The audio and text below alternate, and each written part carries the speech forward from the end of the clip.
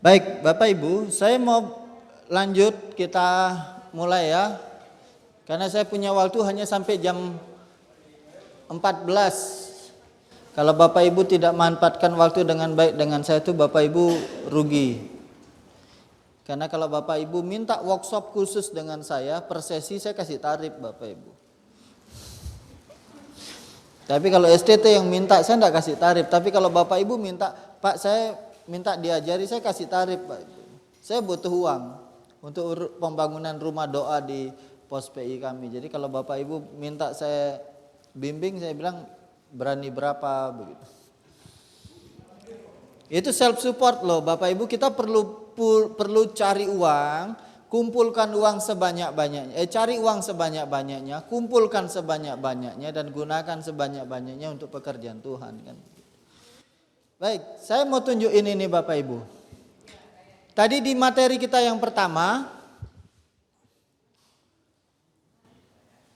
di materi kita dalam sesi tadi, saya jelaskan tentang ide artikel. Saya jelaskan tentang ide artikel. Nah, artikel yang seperti apa yang memungkinkan diterbitkan di jurnal terindex Scopus maupun jurnal terakreditasi Bapak Ibu?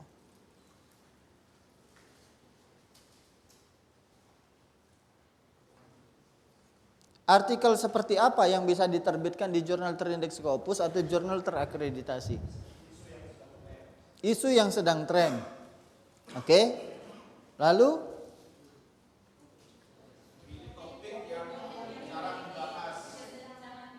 jarang dibahas. Lalu belum banyak ditulis. Ada lagi? Dua hal yang berbeda. Ada lagi? Ada perspektif baru enggak?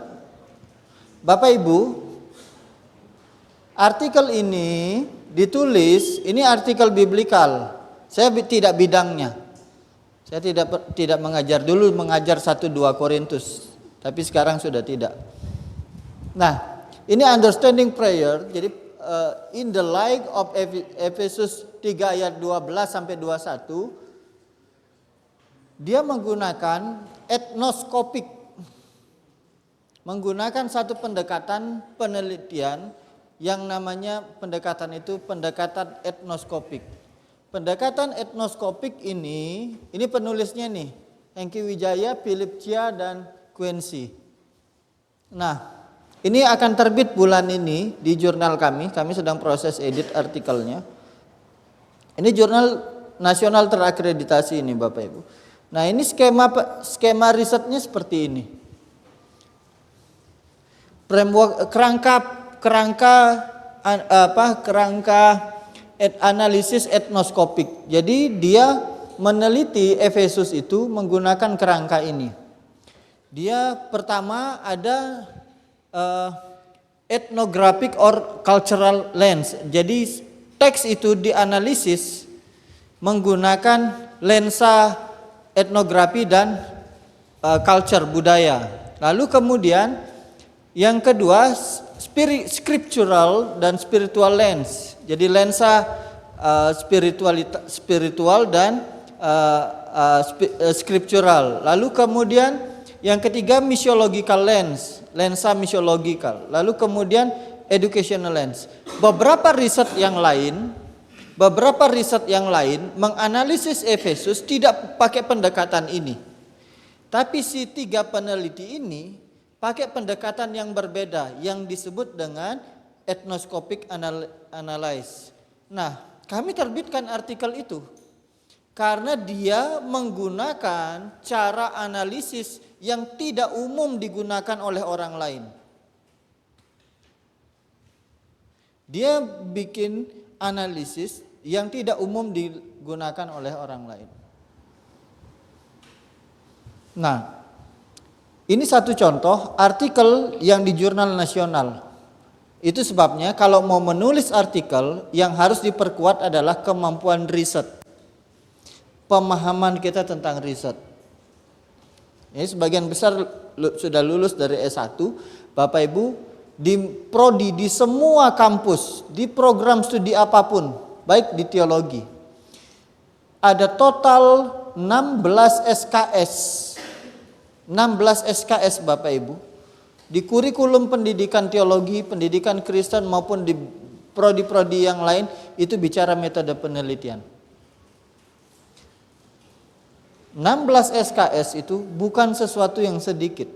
Itu artinya ada kepentingan setiap sarjana punya kompetensi melakukan riset untuk memecahkan masalah. Dan kita harus belajar lebih banyak pendekatan analisis di situ. Tahun lalu kami mengajar mahasiswa melakukan riset hanya dalam 3 hari tembus Sinta 2. Tembus Bapak Ibu. Hanya dalam 3 hari tembus Sinta 2. Pakai satu pendekatan riset. Full dari pagi sampai sore terus selama 3 hari. Tidak harus ke lapangan. Kita pakai data itu jumlah datanya hampir 12.000. Bagaimana mengolah data yang 12.000 dalam 3 hari kemudian bisa tembus di Sinta 2. Sudah tembus, sudah accepted di situ. Tinggal terakhir saya dikasih limit waktu bayar. Saya bilang sama mahasiswa, duitmu berapa? Belum gajian Pak. Saya juga belum gajian. Tapi ini ada limit, jam 18.00 saya tidak lakukan pembayaran, artikel akan diarsipkan. Ya sudah, artikelnya diarsipkan karena saya tidak melakukan pembayaran sampai jam 18.00. Tapi begitu saya screenshot itu saya selalu ingat, ini karya mahasiswa, saya bimbing dengan serius. Mahasiswanya lagi KKL, belum skripsi loh Bapak Ibu, tembus Sinta 2. Kalau ini di kampus umum, mahasiswa ini bisa lulus tanpa skripsi. Kalau di STT setengah mati saya memperjuangkan ini. Saya masih seminar kemana-mana bilang, ayo deh kalau mahasiswamu bisa tembus di Sinta 2, penulis pertama, ndak usahlah skripsi. Karena dia lakukan riset ketat loh itu, bukan riset yang sembarangan. Tapi ya sudahlah, susahnya minta ampun nembus STT untuk kebijakan itu kan itu. Ini sayangnya ndak ada pimpinan STT. Kalau ada pimpinan STT saya ngomong lagi, biar mereka dengar kan. Di kampus di Simpson aja kita berjuang, tapi ada apresiasi. Di kampus kami ada apresiasi bagi mahasiswa yang bisa hasilkan itu. Gitu. Nah ini contoh ya, ini contoh untuk artikel di jurnal nasional yang pakai pendekatan baru atau berbeda.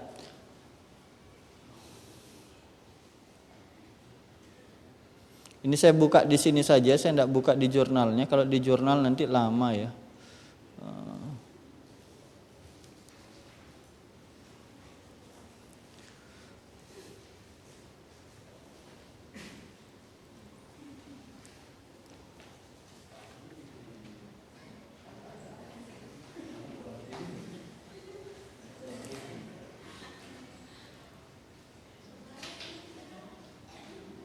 Oke.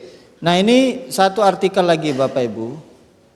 Bapak Ibu jangan minta filenya, Bapak Ibu langsung buka saja nama jurnalnya, Jurnal Evangelikal ya. Ini Sinta 2 di STT Simpson. Sudah mengantarkan beberapa orang jadi profesor dan associate profesor. Ini artikel di materi yang tadi, ini masuk kategori artikel apa? Di materi yang pertama tadi, ini masuk kategori artikel apa? 2 bidang. Di sini ada bidang apa? Psikologi dan teologi.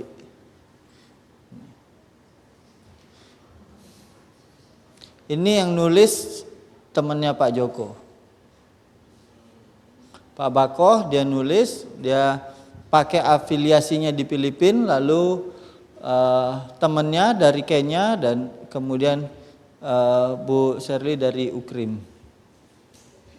Ini 2 bidang.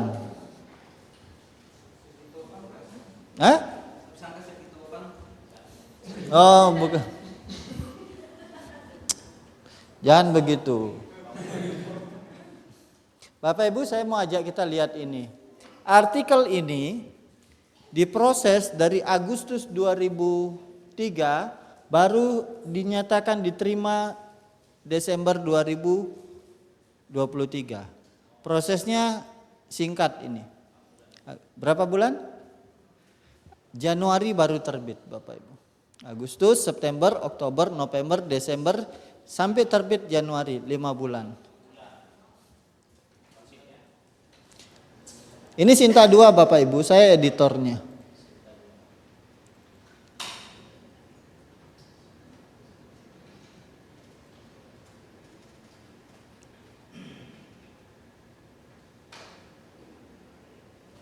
Oke, ini artikel diproses dari November 2023, baru accepted itu Juli 2024. Berapa bulan? Desember, Januari, Februari, Maret, April, Mei, Juni, Juli. Berapa? 8 bulan. Oke. Saya tampilkan ini dulu karena saya akan masuk ke materi berikutnya.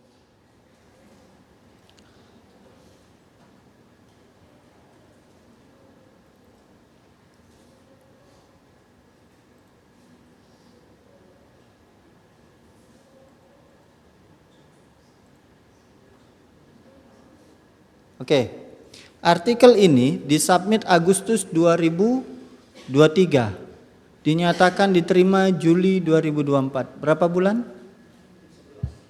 11 bulan. Oke?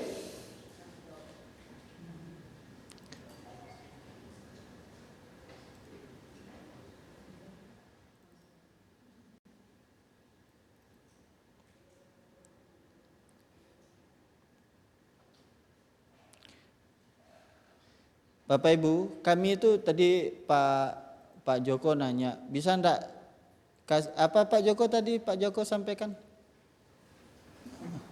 Untuk dosen-dosen.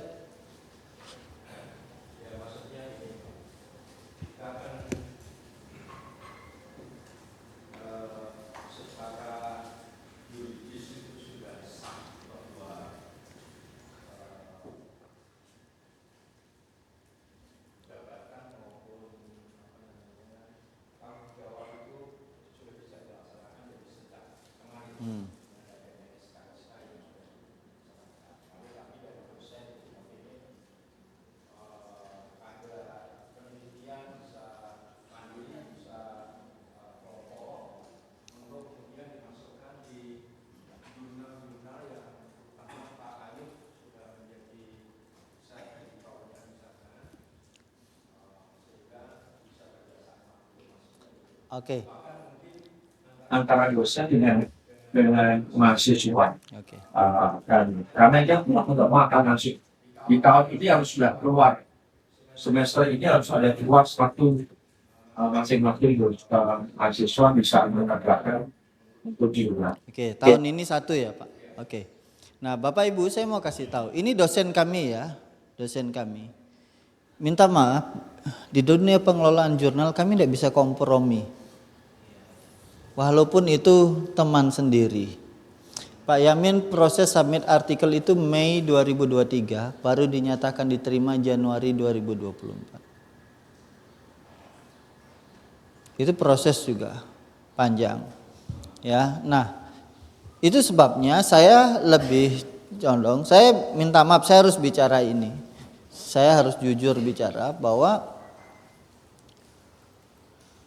yang diprioritaskan di sini bukan soal pertemanan, ya, bukan soal pertemanan, tapi soal peningkatan kapasitas Bapak Ibu. Itu yang terpenting. Sama seperti yang saya ilustrasikan anak sepak bola tadi. Bapak Ibu, artikel ini ditulis oleh Prof. Sony, teman baik saya. Yang nulis Prof. Sony. Apakah bisa terbit dengan mudah? Prof. Sony berproses artikelnya di jurnal ini dari Maret 2023, baru accepted itu Januari 2024. Seorang profesor pun kami tidak lihat embel-embel title-nya. Tapi kami menghargai karya, ide, gagasan orang yang seperti yang saya bilang tadi. Dia mengombinasikan bidang ilmu berbeda enggak? Dari lokal ke global enggak? Kemudian ada ide baru enggak? Ini kalau Bapak Ibu lihat, ini dia bicara kemudian methodological approach. Jadi bicara aspek metodologi dalam analisis sosial kasus. Jadi ini bicara pastoral teologi. Yang kemudian aspek metodological risetnya yang dia tekankan. Berangkat dari kasus apa? Langkanya minyak goreng. Kasus langka minyak goreng kok jadi pastoral kan begitu. Nah itu kemudian kami proses artikelnya. Dia tulis, penulis satunya Prof. Sony, penulis kedua anaknya. Kebetulan anaknya waktu itu ambil S2 di Haifa di Israel. Jadi dia riset, saya kembalikan, saya bilang Prof sorry ya, revisi lagi. Saya kembalikan. Nanti dia submit lagi, sempat dia jengkel. Saya bilang, Prof, ingat kita sama-sama pengelola jurnal. Kita jaga itu. Karena untuk meningkatkan kualitas jurnal itu susah. Itu sebabnya kita harus proses dengan baik. Jadi ini artikelnya Prof. Sony pun kita proses berbulan-bulan Bapak Ibu. Jadi hati-hati kalau Bapak Ibu, kalau ada tugas dari kampus diminta tahun ini terbit artikel, ya, kalau diminta terbitkan artikel, itu Bapak Ibu jangan terima mau terbitkan artikel yang hari ini submit, besok pasti terbit, menawarkan LOA, letter of accepted, wah bahaya itu.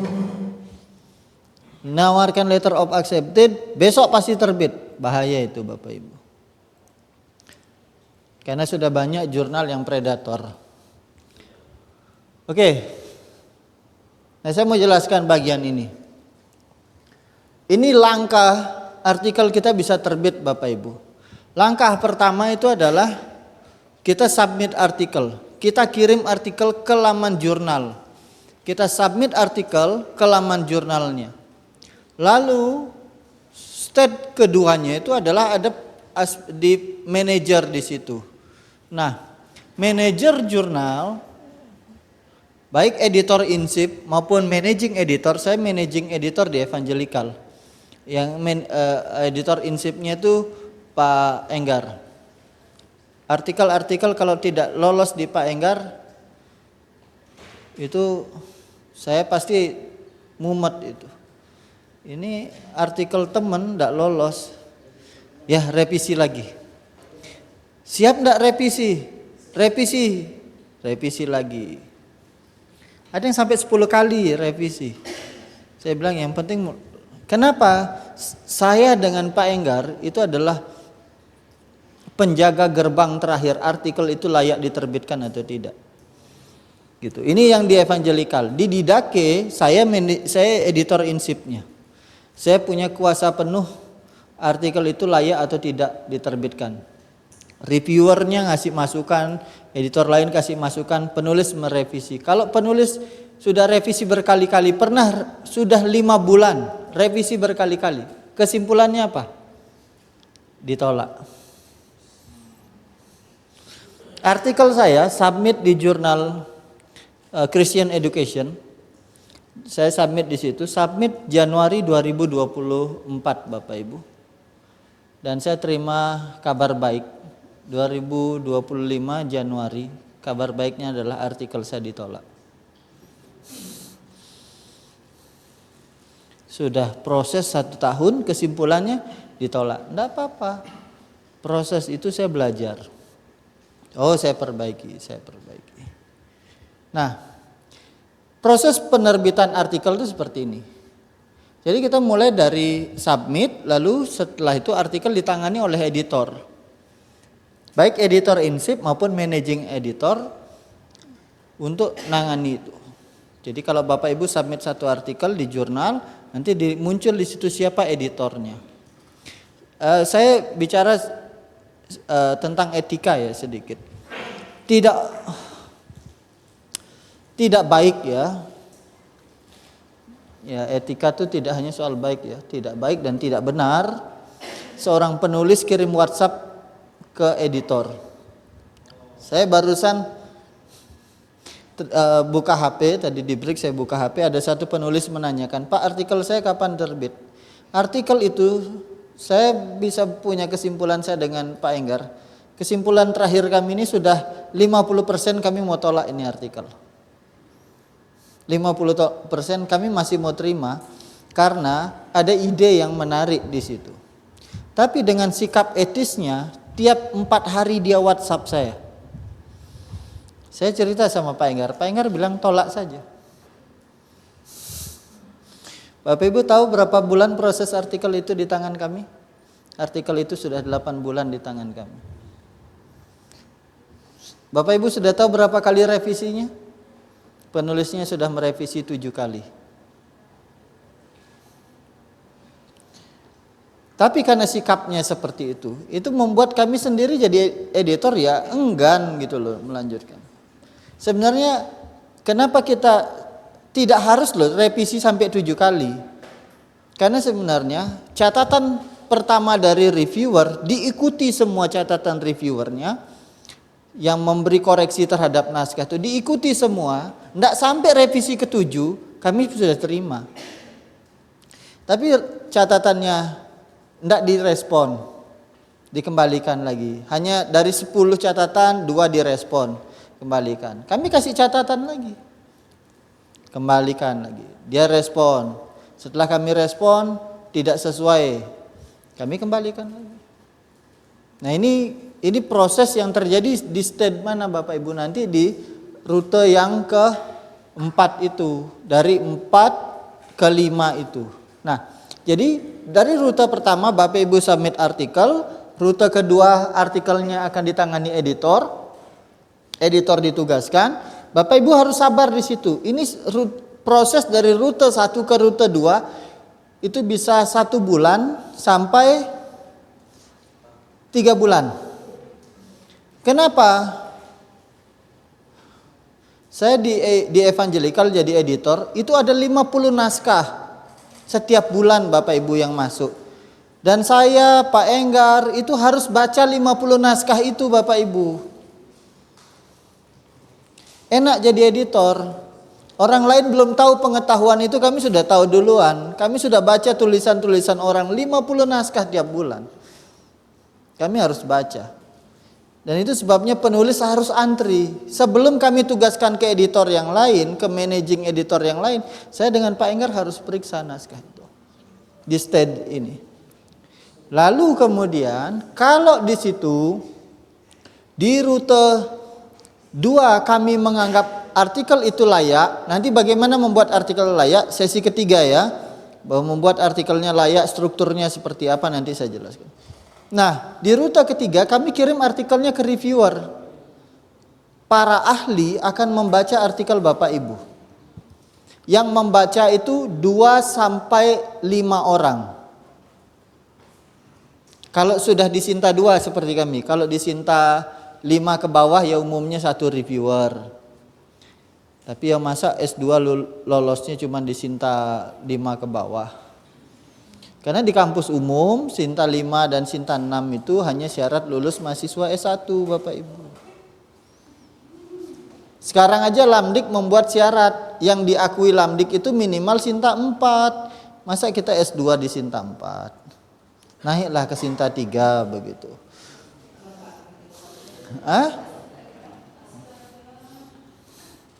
Gitu. Nah, lalu direview oleh 2 sampai 5 reviewer. Setelah direview, artikel Bapak Ibu dikembalikan ke editor. Dari editor dikembalikan ke penulis. Penulis harus merevisi artikel. Kembali ke stage ini. Kembali, lalu setelah revisi diupload lagi ke sistem, dibaca lagi oleh editor sampai di rute 2. Kalau di rute 2 editor bilang, oh oke, bisa diproses, dia lanjut ke rute 6. Kalau tidak, di kotak biru ini saja, di kotak biru ini, nih ya, di kotak biru ini bisa mutar sampai 5 bulan Bapak Ibu. Tapi bisa enggak? Jangan khawatir. Saya pernah punya artikel dari rute ini, dari rute 2, rute 3, rute 4, langsung rute 6, tidak lewat rute 5. Saya tidak perlu merevisi artikel saya dan langsung dinyatakan diterima. Dan Bapak Ibu tahu artikel itu saya hanya kerjakan 2 hari di kamar kos saya di Makassar. Mau tahu kenapa bisa lolos? Pertama, saya memperkuat peta konsepnya. Saya memperjelas metodenya, metode penelitiannya. Mau pakai biblical, pakailah biblical yang jelas bagaimana metodenya. Lalu kemudian sumber referensinya, nanti kita bicara tentang sumber referensi. Dan saya kerjakan 2 hari di kamar kos saya. Tembus, hari Seninnya kan saya harus kuliah. Hari Jumat malam saya nyampe di Makassar. Saya tidak ada kerjaan, Sabtu ya sudah saya bikin riset dari ulangan. Lalu hari Minggu pulang gereja saya lanjut kerja, malamnya saya submit. 2 bulan kemudian dinyatakan diterima, jurnal terakreditasi loh. Dinyatakan diterima tanpa revisi. Jadi stage 5-nya enggak diikuti, stage 5-nya kan revisi. Dari stage 2, 3 langsung ke stage 6, accepted. Bisa enggak? Bisa. Makanya kemudian perbaiki peta konsep kita, perbaiki metodologi kita, aspek bahasa. Soal bahasa tuh gampang kok. Yang penting Bapak Ibu menulis satu kalimat tidak lebih dari 14 kata. Itu. Mengikuti kaidah. Udah. Nanti kalau terlalu banyak pakai AI memperbaikinya. Sekarang sudah enak. Makanya saya bilang sama mahasiswa, sekarang ada AI kan? Iya, makanya standar saya tidak mau terbit di Sinta 4. Sudah ada AI memperbaiki kalimat saya. Walaupun saya kadang lebih pintar dari AI-nya kan. Ya, karena AI itu hanya memberikan kalimat yang datar saja. Sementara dalam penulisan analisis artikel tidak bisa cuman sejalan, dan kita perlu kemudian membuat banyak argumen-argumen di situ. Itu yang kemudian diperbaiki. Enggak apa-apa.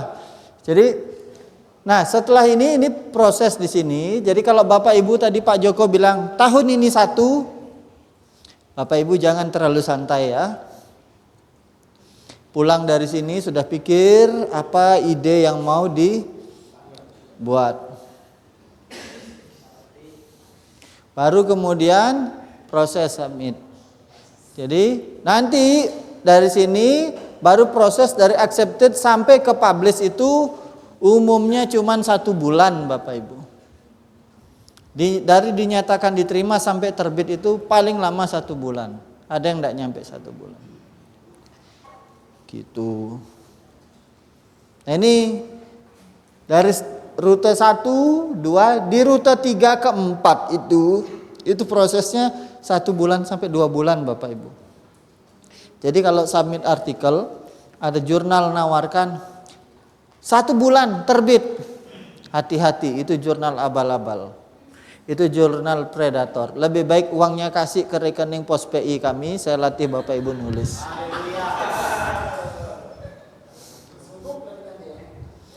Loh ya, saya ngasih workshop begini tuh duitnya enggak masuk kantong saya Bapak Ibu. Ini Dawan nih tahu. Nih Filon nih pernah pelayanan dengan kami. Uang begini itu enggak masuk ke kantong saya. Sudah. Ini calon pengerja di Kalongan yang melarikan diri ke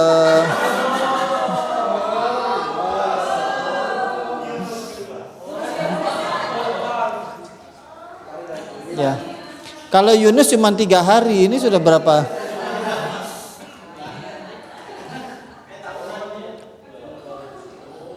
Ya, jadi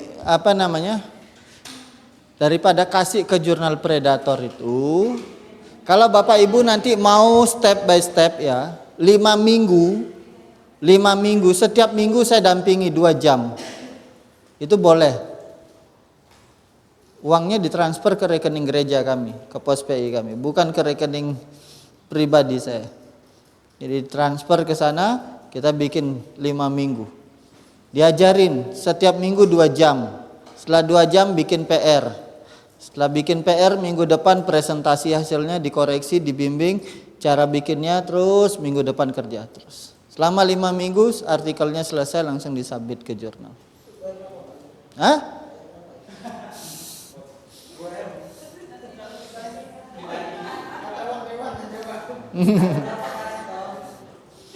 Ya.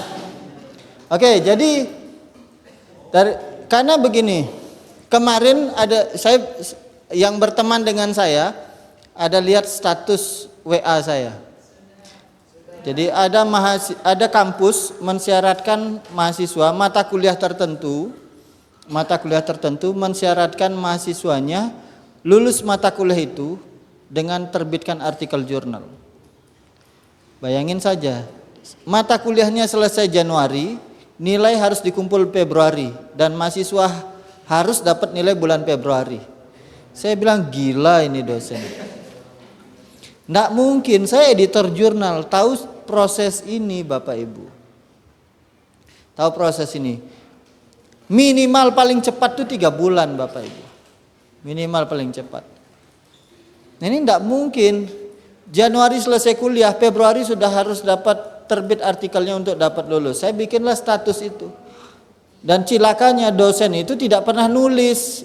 Dia tinggal masukkan namanya saja di artikel mahasiswa. Saya bilang mahasiswa itu bukan mesin produksi artikel. Mahasiswa bukan mesin produksi artikel. Saya kalau di kampus ngajar nih, masih ada berapa yang pernah diajar dengan saya.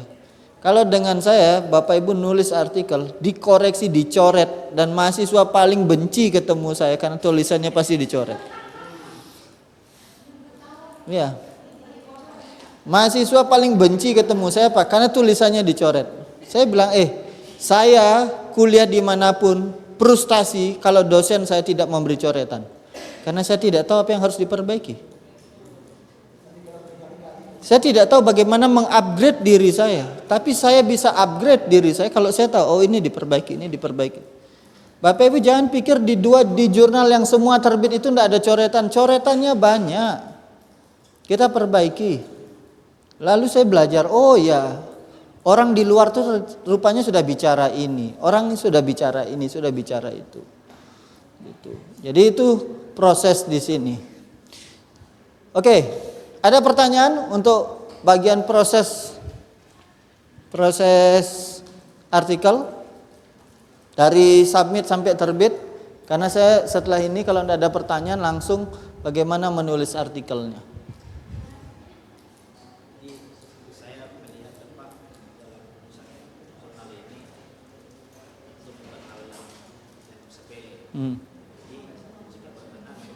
Supaya dia sama-sama berjalan, kita kurang lebih 35 mahasiswa mahasiswi itu sebaiknya memang dia sama yang lain ini jika benar itu ini bisa kelompok atau orang kan jadi dalam satu one week seminggu bisa dilihat secara bersamaan. Ya monggo Pak, saya tidak bisa ngatur Pak. Bapak urusan dengan kampus kalau harus begitu. Saya tidak bisa ngatur Pak, gitu. Pak Joko sudah buka, Pak bisa enggak kami didampingi gitu. Ya silakan, kita bisa program untuk itu. Gitu. Kalau dakwah tuh datang ke rumah saya tuh, datang dia.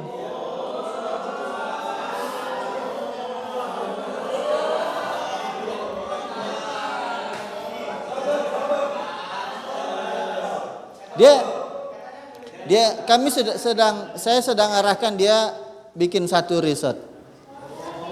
Sudah 6 bulan belum selesai. Enggak apa-apa. Karena yang saya sedang perbaiki dia adalah konsep berpikirnya. Kalau ini konsep berpikirnya dia sudah paham, itu akan jadi. Saya sedang suruh dia riset terkait dengan bulan misi Gereja Kemenjil. Ya, sedang riset tentang bulan misi Gereja Kemenjil. Sudah berapa tahun bulan misi itu dilaksanakan, kok Gereja Kemenjil pertambahannya enggak nambah gitu loh. Lalu Coba kalau bulan misi di gereja Buk Catur apa yang dilakukan? Nah, pakai baju daerah, nyanyi lagu daerah, ya hanya celebration saja.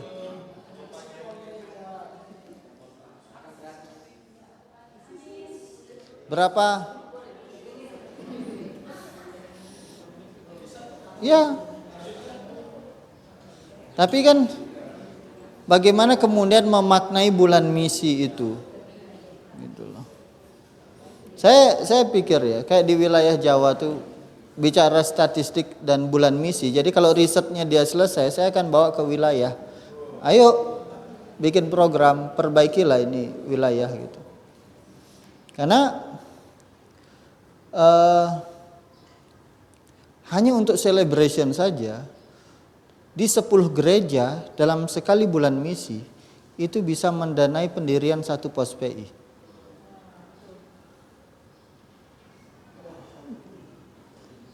Coba Bapak Ibu, nggak pernah mikir sampai segitu kan? Itu kita riset sampai segitu. Coba deh, di gereja ibu jemaatnya ada 300. Dari 300, contoh, siapa tahu lebih dari itu kan. Contoh 300. Dari 300 ada 100 jemaat datang bikin festival bulan misi. Festival bulan misinya pakai pakaian daerah, sewa baju, pergi ke salon. Dikalkulasi jumlahnya itu angkanya di angka 5 juta lebih. Belum nanti makan-makannya, cateringnya, potong babi, harga babi di Papua itu 40 juta satu ekor.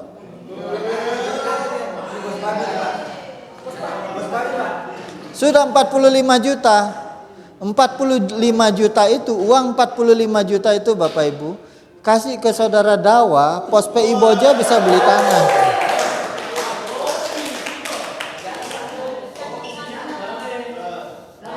Ya, itu kami bikin riset.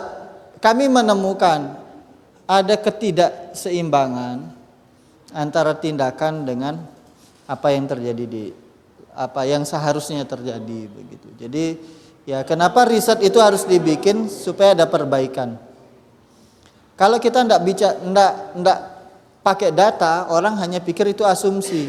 Tapi kalau kami pakai data, siapa berani bantah? Statistik contoh gereja Kemenjil, statistiknya 6:0,5. Siapa berani bantah?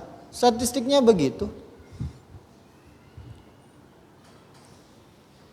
Itu Bapak Ibu. Jadi saya belum bicara ke wilayah, saya sudah bicara di hasil riset saya. Di 2000, sekarang 2000 berapa? 25. Di 2035 kalau kebijakan wilayah dan seluruh daerah di GKII wilayah Jawa itu tidak diubah, maka gereja Kemenjil wilayah Jawa punah. Ya. Karena di tahun 2030, ini bicara data ya. Di 2030 jumlah emeritus pengerja GKII wilayah Jawa totalnya 70% dari total pengerja. 70% Pak, emeritus. 70%. Dan kalau bicara statistik, bicara data dan program, maka 5 tahun lagi loh. 5 tahun lagi. Itu artinya semua daerah starting point-nya tahun ini sudah harus menyiapkan 70% pengerja. Karena dia harus ada transisi 5 tahun dalam teori kepemimpinan. Itu kalau melihat statistik dalam kacamata riset, lalu kemudian diterjemahkan dalam bentuk program di gereja. Jadi Bapak Ibu yang di gereja harus dekat dengan kami, berteman dengan kami yang peneliti-peneliti itu supaya bisa bikin program. Gitu. Oke, jelas ya? Tidak ada pertanyaan untuk ini? Tidak ada ya?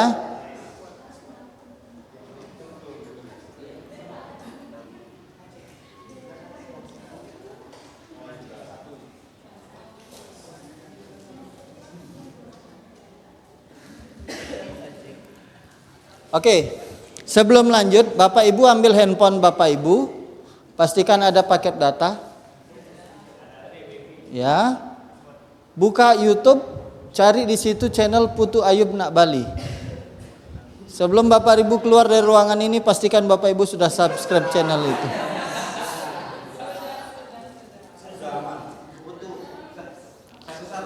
Ya, Putu Ayub Nak Bali.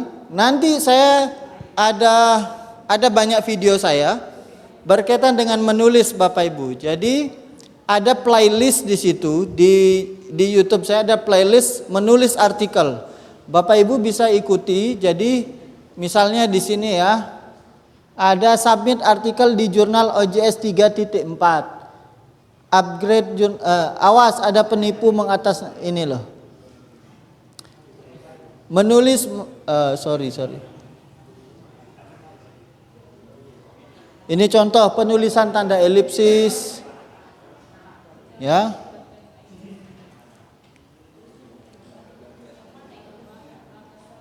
Jadi ada submit di OJS 2, bingung peroleh sumber pustaka, Bapak Ibu susah cari referensi. Kalau saya jelaskan itu 2 jam Bapak Ibu. Bapak Ibu tonton di YouTube saya. Ada video gambar tampilannya begini. Bingung memperoleh sumber pustaka, ini penjelasannya. Bagaimana sampai kalau Bapak Ibu tonton itu pelan, lalu nanti bagaimana masukkan ke Mendeley itu ada di situ. Sabar, pokoknya tiap hari, kalau tadi saya bilang di komunitas menulis itu tiap hari menulis 100 kata. Bapak Ibu luangkan waktu setiap hari menonton video YouTube saya 30 menit saja. Satu video 30 menit, besok 30 menit, diulang lagi. Itu memorisasi sampai Bapak Ibu lancar menggunakannya di Mendeley Bapak Ibu.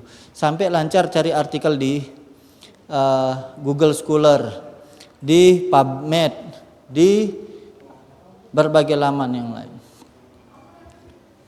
Ya. Putu Ayub Nak Bali. Oh. Bingung memperoleh sumber pustaka. Ya.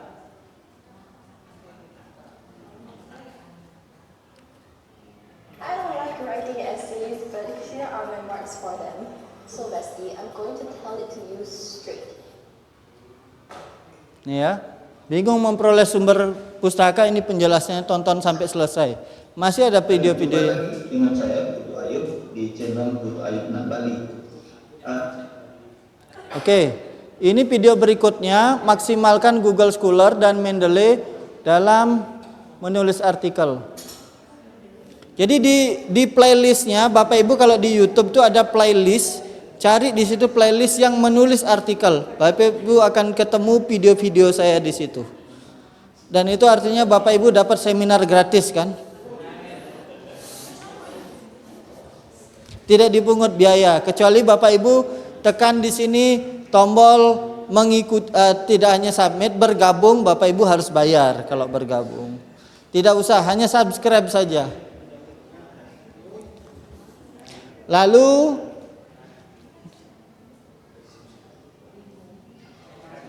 ini contoh kalau mau pakai ini.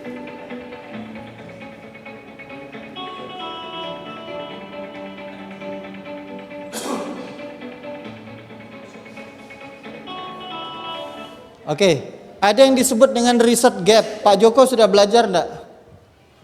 Pakai NVivo plus 12, cari research gap. Ini nulis di pendahuluan, harus ada research gap Bapak Ibu. Kalau tesis harus ada. Sebenarnya pendahuluan itu isinya 4, nanti saya jelaskan sebentar nih. Kita istirahat makan jam berapa? 11.30. Jadi bagaimana mencari research gap menggunakan NVivo 12 Plus? Ada di sini. Bapak Ibu enggak ikut workshop saya enggak apa-apa. Bapak Ibu beli di Shopee akun NVivo 12 Plus, lalu kemudian ikuti video saya. Nanti Bapak Ibu tahu cara cari research gap. Research gap itu untuk menemukan apa yang belum diteliti oleh orang lain yang kita mau teliti.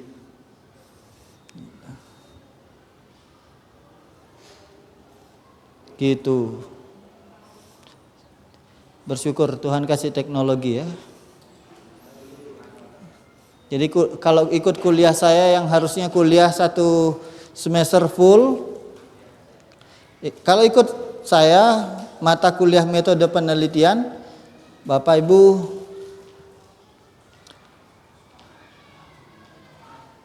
setiap minggu 2 jam dengan saya tatap muka, dan 2 jam Bapak Ibu harus ke lapangan kumpul data. Pernah alami ya? Menangis ya.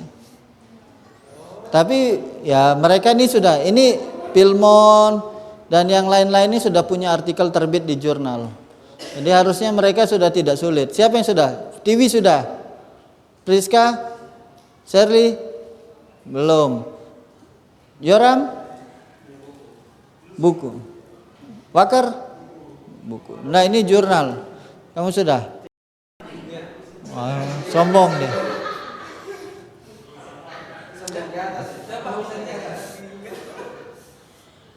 Menyombongkan diri dia. Oke. Sekarang saya ambil waktu 18 menit untuk masuk di sini.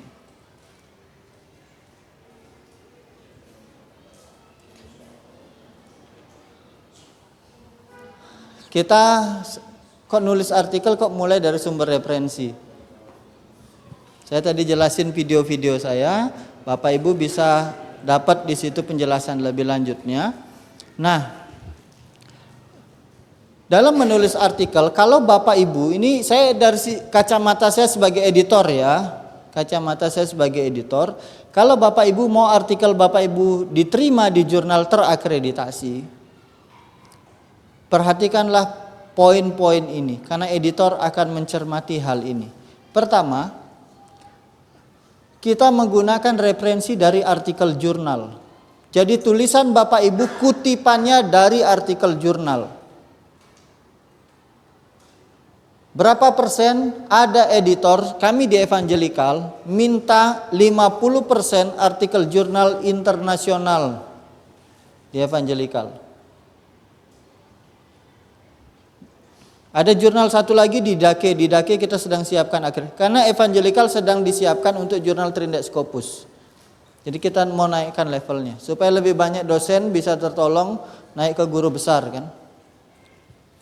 Lalu berikutnya artikel proceeding.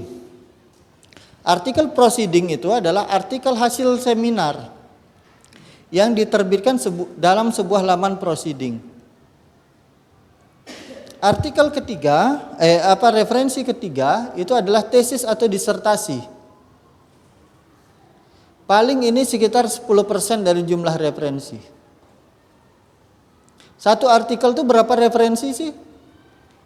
Menurut Bapak Ibu berapa referensi satu artikel? Minimal 20-an.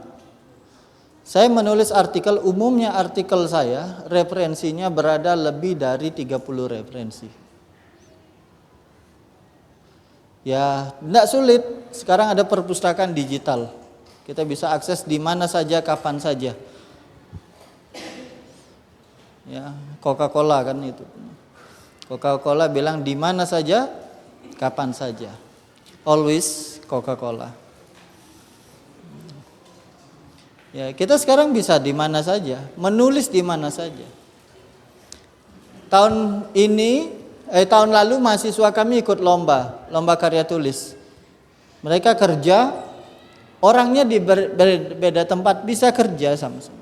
Dan saya lagi nulis dengan 2 mahasiswa saya, satu mahasiswanya sedang di Bali, lagi praktek, satu ada di kampus.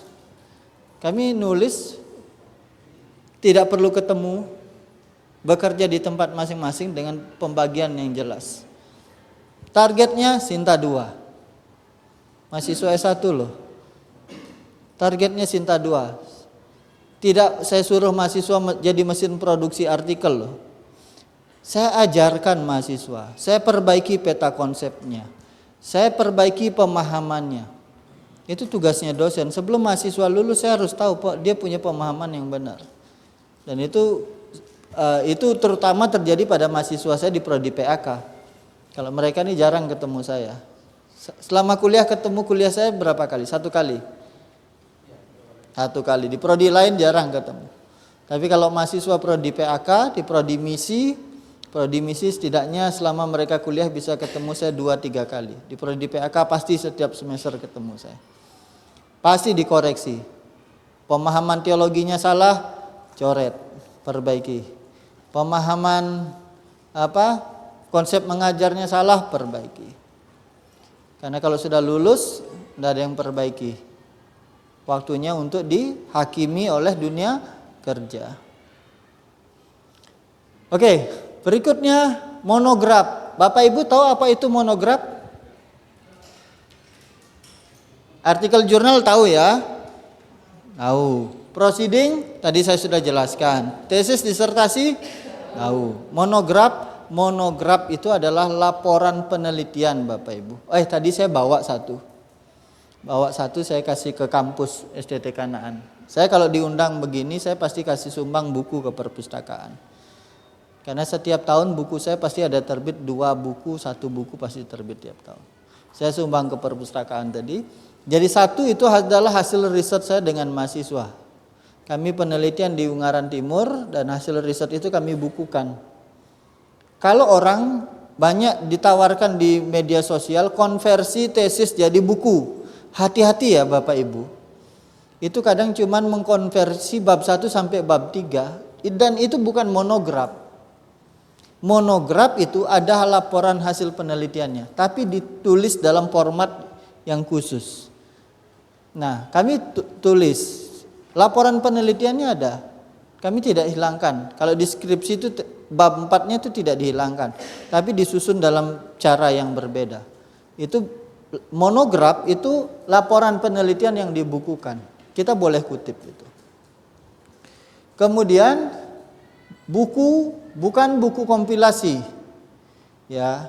Ensiklopedi, kamus itu bukan sumber primer ya Bapak Ibu. Itu bukan sumber primer. Ya, karena itu kompilasi. Laporan penelitian, ada laporan penelitian yang tidak diterbitkan, Bapak Ibu boleh kutip. Nah ini 6 sumber utama yang boleh digunakan dalam menulis artikel jurnal. Bagaimana cara menemukannya? Di YouTube saya sudah saya jelaskan. Kalau mau dibikinkan video, Bapak Ibu boleh WhatsApp ke saya. Nomor WhatsApp saya, nanti saya bikinkan konten. Saya senang bikin konten, kirim, memberkati orang kan. Nomor WhatsApp saya belum tulis ya.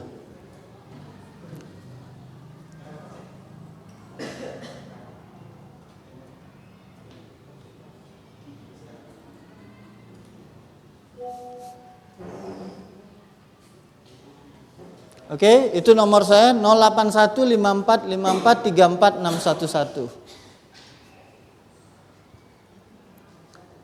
Nanti kalau Bapak Ibu, Pak, saya perlu video ini. Kalau ternyata saya belum bikin, ya saya bikinkan. Saya bikinkan kasih ke Bapak Ibu. Boleh WhatsApp saya, yang penting jangan seperti penulis tadi tiap 4 hari WA saya. Nanti saya begitu dia terbitkan terbitkan di Evangelical 1,1.050.000 bayarnya. Nanti begitu sudah accepted saya bilang, Bu, Ibu sudah menghabiskan paket data saya sekian banyak, tolong diganti ya.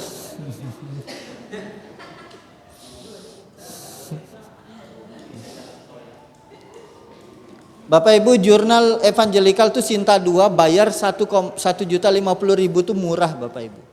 Karena banyak jurnal yang tadi saya bilang LOA cepat itu mintanya di atas 2 juta. Padahal tidak akreditasi. Makanya hati-hati. Kalau Pak Joko minta artikel diterbitkan dalam tahun ini, hati-hati Bapak Ibu. Hati-hati. Kalau harus submit ke jurnal yang tidak jelas itu. Gitu. Oke.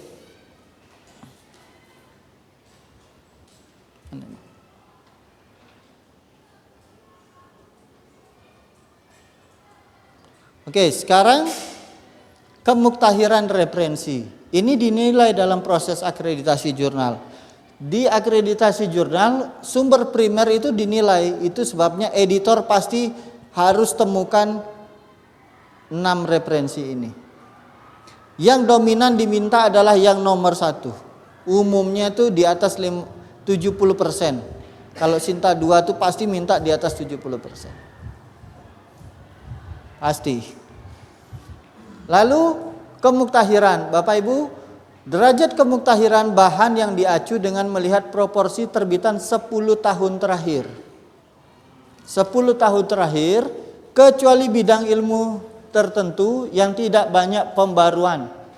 Dan ini jadi tolak ukur mutu jurnal. Jadi kalau Bapak Ibu nulis artikel jurnal, nulis tesis, bikin riset, referensinya berapa tahun terakhir? 10 tahun terakhir. Itu yang sudah saat submit Bapak Ibu. Problemnya adalah ketika kita risetnya itu tidak singkat. Risetnya tidak singkat. Apa yang harus dilakukan dalam proses riset? Bapak Ibu start tahun ini, submit tahun depan. Tahun ini 2025. Bapak Ibu pakai referensi 2014, out of date.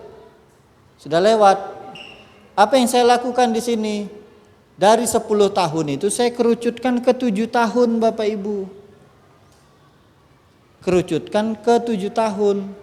Mempertimbangkan pertama, proses riset kita tidak berjalan dengan cepat. Yang kedua, yang saya pertimbangkan adalah proses di editor.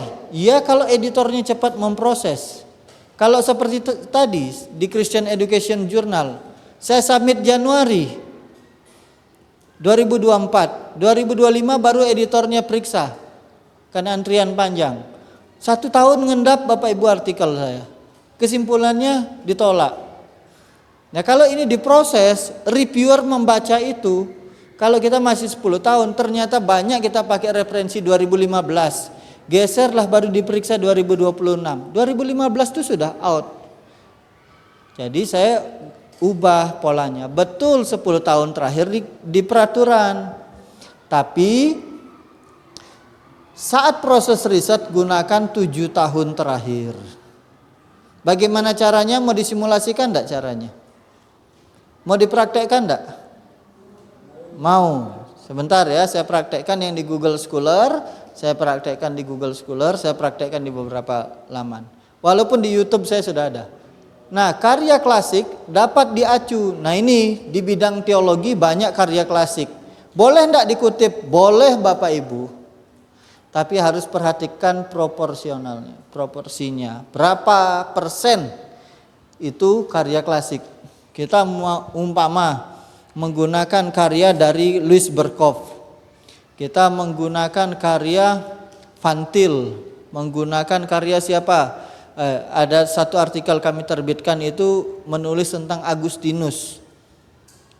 Tulisan-tulisannya itu terbit 100-200 tahun yang lalu Bapak Ibu.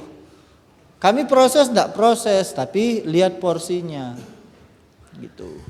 Jadi karya klasik ini jadi dapat diacu, tetapi tidak untuk apa?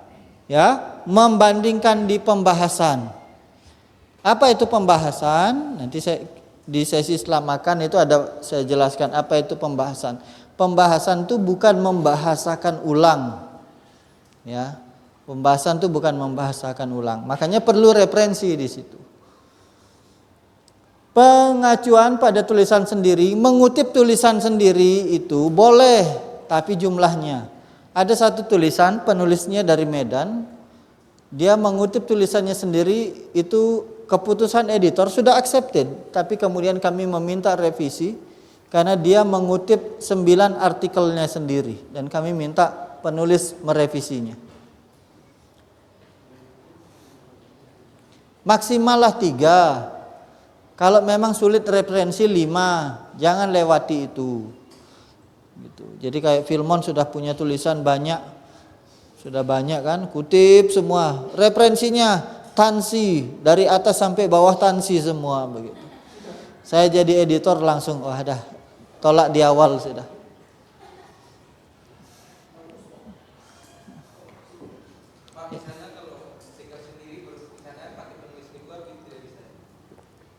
Self citasi enggak? Sama, kan ada diri kita kan. Intinya adalah mengutip tulisan sendiri. Penulis kedua penulis enggak di situ?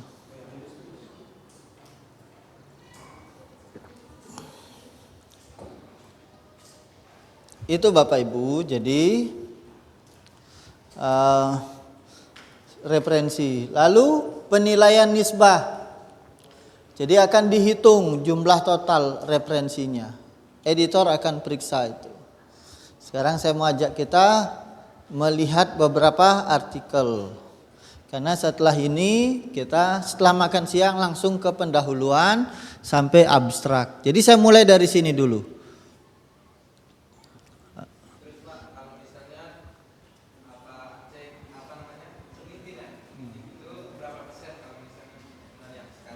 Tergantung jurnalnya. Jurnal tertentu minta maksimal 20%. Ada yang 25%. Oke. Bapak Ibu, ini satu artikel yang kami terbitkan.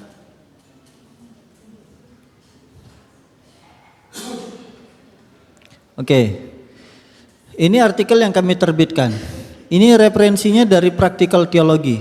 Ini internasional. Ini juga internasional. Ini juga nih. Ya, 1, 2, 3, 4, 5, 6, 7, 8,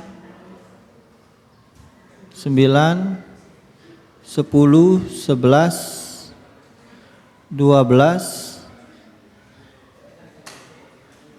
13, 14, 15, 16, 17, 18, 19, 20, 21, 22, 23, 24, 25, 26, 27, 28, 29, 30, 31, 31 referensinya dari internasional Bapak. Gimana cara dapatnya? Pertanyaannya kan begitu toh?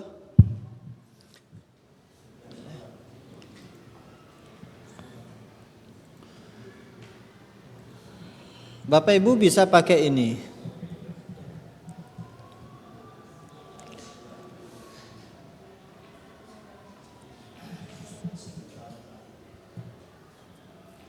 Bisa pakai ini. Ini Google Scholar, lalu kemudian bisa pakai Science Direct. Tapi ada yang lebih cepat Bapak Ibu. Cuman waktu kita tidak cukup di sini. Karena saya sudah tempo hari bilang sama Pak Julian, tidak cukup Pak. Jadi pakai AI dan saya bisa dapat referensi international base. Ada yang mau belajar enggak? Hah? Ya silakan nanti diatur, saya ajarin untuk pakai AI itu. Hah? Nanti saya pasang QRIS-nya pos PI kami kan? Gitu. Nanti saya ajari pakai AI, dapat referensi. Dan itu bukan AI yang sembarangan. Saya terakhir tahun lalu mengisi di Studi Institut Persetia. Di Studi Institut Persetia ini jadi pemateri di situ dan saya kolaborasi dengan dosen UIN yang juga bidang riset. Pesertanya itu bukan STT kecil Bapak Ibu, pesertanya UKSW, STT Jakarta dan kami sharing di situ bagaimana gunakan AI dalam riset dapat referensi dengan cepat. Tapi butuh ya 2 jam lah. 2 jam kami simulasi lalu Bapak Ibu simulasi di situ. Nah, kalau di Google Cendekia, umpama Bapak Ibu mau tulis tentang pastoral teologi ya.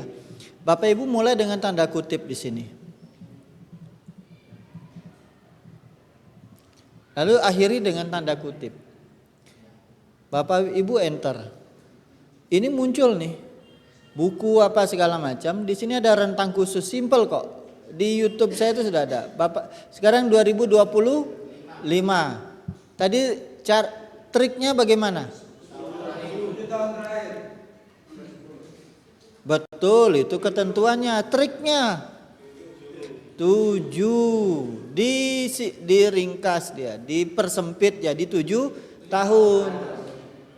Kenapa dipersempit jadi 7 tahun? Proses riset yang tidak berjalan singkat. Proses submitnya juga tidak berjalan singkat. Sehingga itu saja bisa makan waktu 1 tahun. Sekarang 7 tambah 1 tahun berapa? 8. Proses di jurnal sudah 9. Gitu. Nah itu triknya. Bagaimana? Sekarang 2025 berarti dikurangi 7. 2018 sampai 2025. Bapak Ibu masukkan di sini rentang tahunnya. Telusuri. Dia dalam 0,9 detik muncul 9.670 referensi. Semua bicara pastoral teologi. Sekarang di materi saya tadi ada dijelaskan apa? Sumber primer. Apa sumber primer yang utama yang diminta oleh editor? Artikel jurnal. Saya masukkan di sini jurnal pakai bahasa Inggris karena umpama kita mau ke jurnal Sinta 2 ke atas tuh editor cenderung ke situ. Lalu nih ada 7.300 referensi. Semua base-nya adalah jurnal. Ini kita tinggal klik buka link di tab baru, dia munculkan. Ini dari Taylor and Francis. Ini sekarang jurnalnya beberapa open access, editor penulis bayar.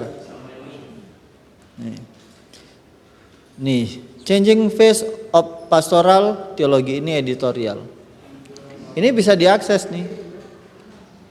Lalu, wah Pak, saya tidak bisa nerjemahkan, itu artikel bahasa Inggris. Gampang Bapak Ibu. Nih ya, saya copy lah ini ya. Saya copy. Satu paragraf inilah saya copy. Misalnya ini. Oke ini. Ini ya, saya copy. Nih, Bapak Ibu blok. Klik di sini review di Word-nya. Klik di sini language. Yang penting ini connect internet. Klik translate. Ini tidak digunakan dalam proses artikel, jadi mau diterjemahkan bahasa Inggris jangan pakai ini ya. Nah, pilih ini English lalu Indonesia, lalu insert. Jadi enggak Bapak Ibu? Butuh berapa hari?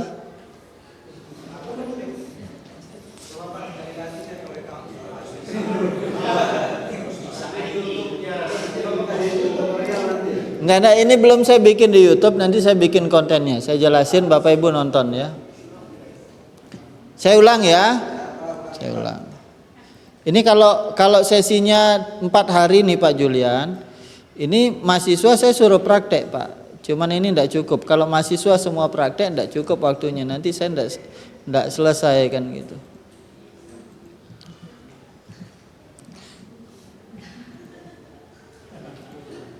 Ini saya ulang ya, Pastor, language, ini ya di bagian review language, translate selection, bisa translate dokumen Bapak Ibu, tapi saya lebih senang translate selection, saya bisa cek sedikit.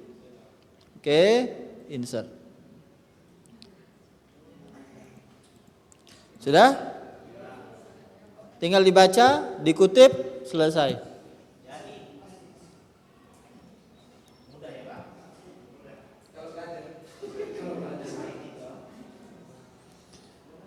Ya itu tadi saya bilang di kelingan itu 100 kata setiap hari. Di ulangan itu dikatakan berulang-ulang. Kalau Bapak Ibu setelah ini diendapkan 1 tahun,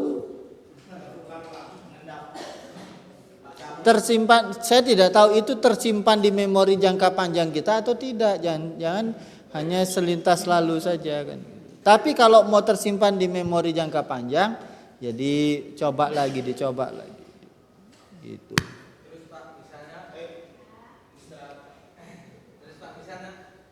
Ini kita lewat 6 menit nih, jamnya makan. Misalnya kalau kita punya Mendeley kan ada di laptop yang satu, terus kita download baru, terus kita mau pindahkan, kita punya file yang Bisa pakai user dan akun yang sama, selesai.